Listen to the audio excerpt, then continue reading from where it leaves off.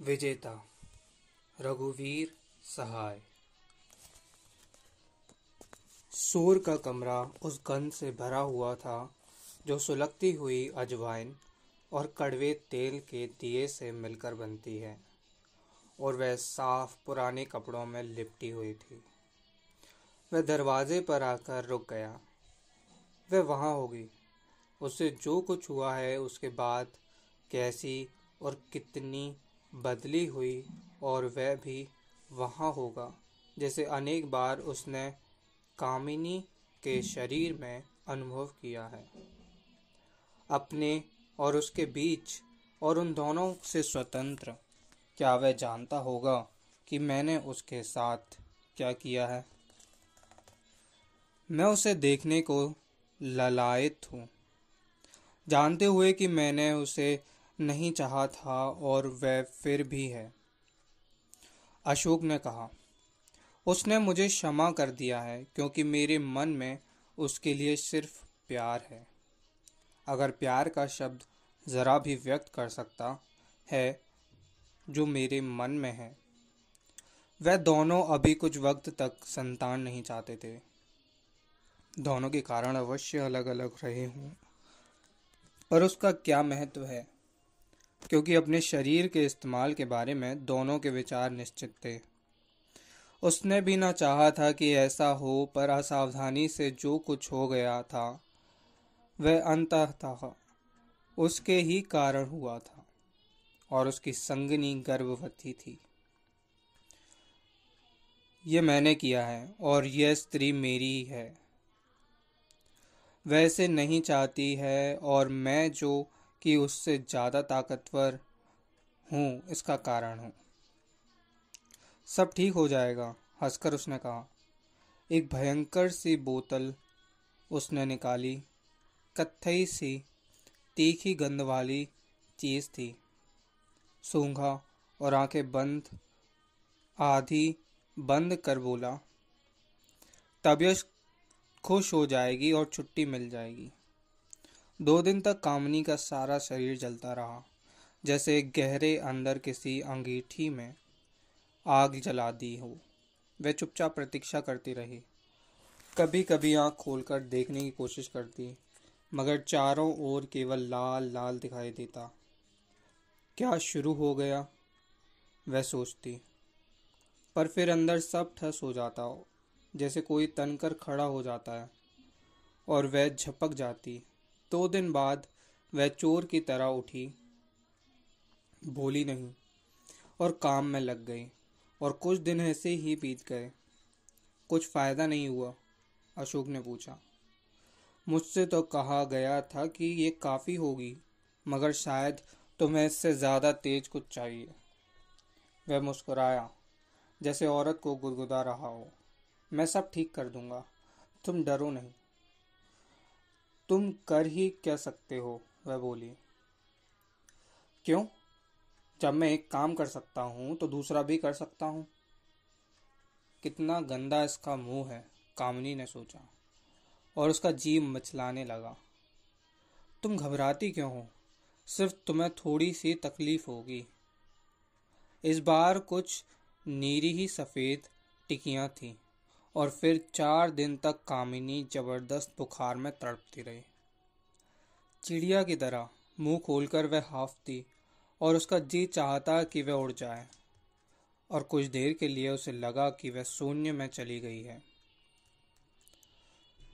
कई बार वह वहां से गिरी और उसकी चेतना लौटी, मगर वह उस चीज़ को लिए हुए पड़ी रही जो उसके भीतर खौलती हुई धातु की तरह सब तरफ को दौड़ रही थी और बाहर नहीं आ रही थी।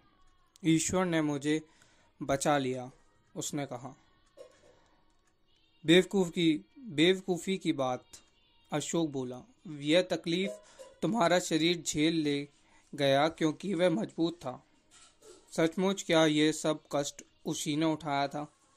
कामिनी सोचने लगी। अकेले वह निश्चय ही नहीं उठा सकती थी।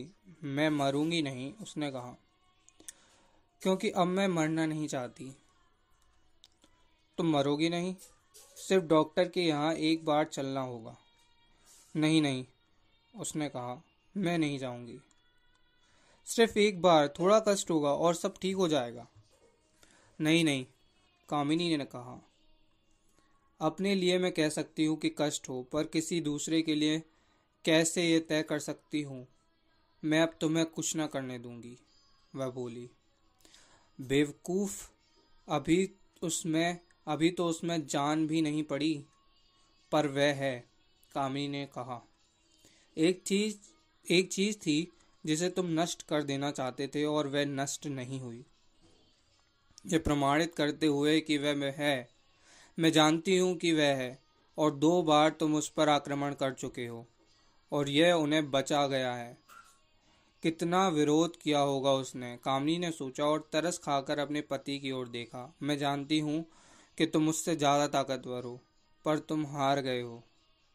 अब तुम उसे रहने दो, उसने कहा, क्योंकि उसका होना आरंभ हो गया है और मन में जोड़ा वह होगा और तुम्हें क्षमा कर देगा। अशोक ने एक पैर रखकर अंदर झांका। सामने केवल सरसों के तेल का प्रकाश था और एक विशेष प्रकार की स्वच्छता थी। दोनों एक दूसरे से संयुक्त और जीवित थे।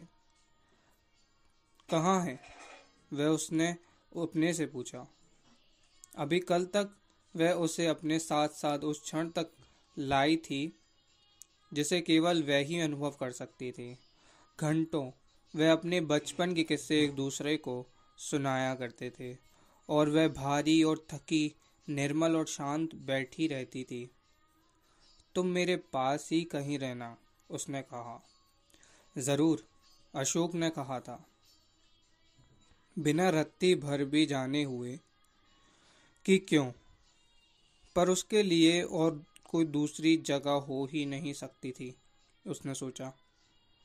और अंततः वह वहां था, पास ही, और उस अनुभव से अपने में गुजरता हुआ जिसमें से उसकी पत्नी अपने संपूर्ण शरीर के साथ गुजर रही थी। उसने 2 कदम बढ़ाए। वह वहां है। अपने बड़े से शरीर को कई जगह से मोड़ते हुए तिपाई पर बैठ गया। कामिनी इस तरफ पीठ किए लेटी थी। वह है, मेरी स्त्री, कितनी सुंदर और नई, पर वही मेरी पत्नी। उसका दिल चाहा कि यह अंतर जो हम दोनों के बीच है हमेशा हमेशा के लिए बना रहे जाए। अचानक उसने अपने बच्चे की याद आई। देखो देखो, उसने कहा। कामिनी ने सिर घुमाकर देखा। पहले तो वह लज्जाई और बच्चे की तरफ मुंह कर लिया जैसे छिप रही हो, पर फिर चिढ़ाती हुई सी उसके पिता को देखने लगी। क्या मुझ में क्या खास बात है, अशोक बोला। कुछ नहीं, सिर्फ देख रही हूं कि आदमी कैसा दिखता है, कामिनी ने मन में कहा और बच्चे के मुंह पर से आंचल हटा दिया। अशोक का दिल बुरी तरह धड़कने लगा। वह कैसा होगा, प्रसन्न, यह याद रखे हुए कि मैंने क्या किया है। क्या उसने मुझे क्षमा कर दिया है। मुझे क्षमा कर दो, उसने कहा और उसका चेहरा खिल उठा। लाल मुट्ठियां बंद किए हुए और उसकी स्त्री का स्तन मुंह में लिए वह अनायास अपना अधिकार भोग रहा था।